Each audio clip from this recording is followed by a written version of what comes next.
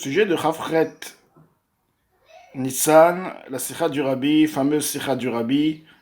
Dans cette sikha, le Rabbi nous dit plusieurs points clés et je vais mentionner en bref une écoute d'un point où le Rabbi mentionne comme quoi avec 10 personnes qui s'entêteraient pour amener Mashiach feront le Poel Mamash sans aucun doute la venue du Mashiach. Et je pense que dans ce point-là de Akshanut, le Rabbi nous ouvre une nouvelle porte. Pourquoi?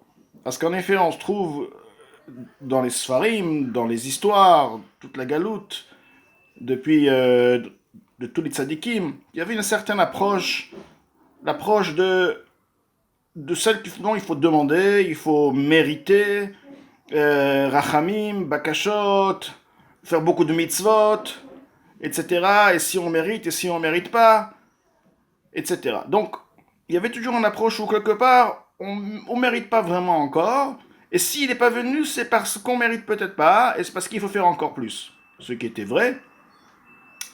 Et là, le Rabbi vient avec une nouvelle approche.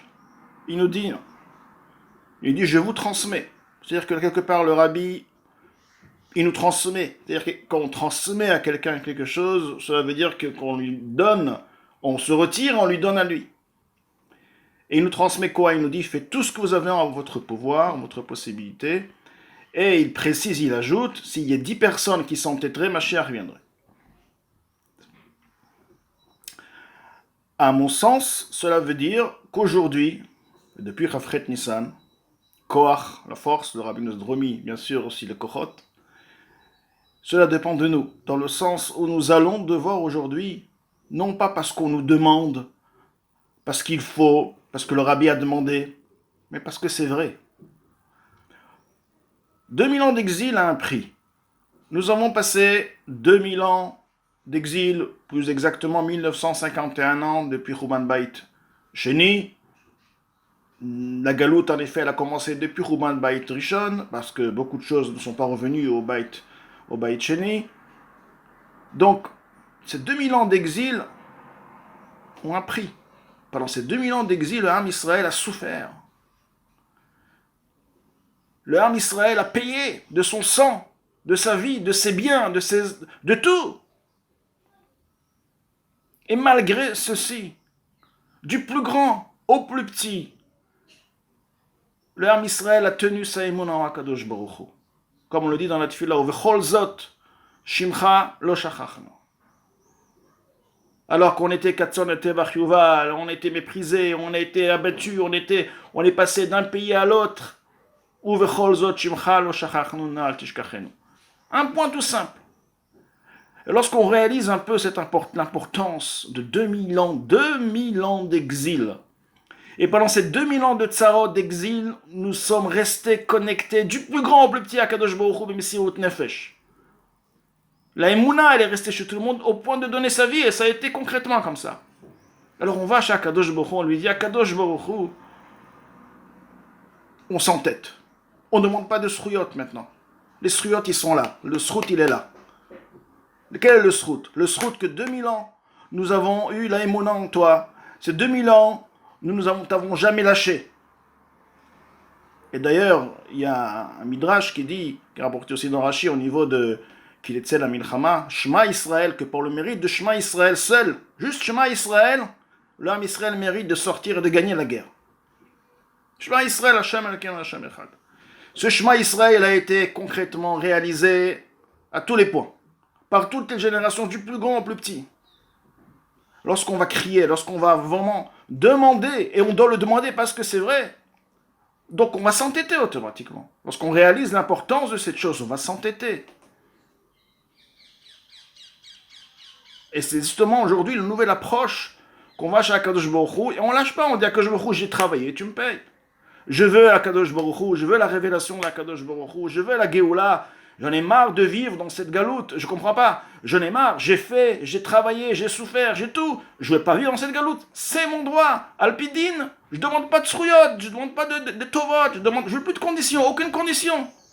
Qui est-ce dans le monde qui peut aujourd'hui venir et accuser Am Israël? Personne ne peut accuser.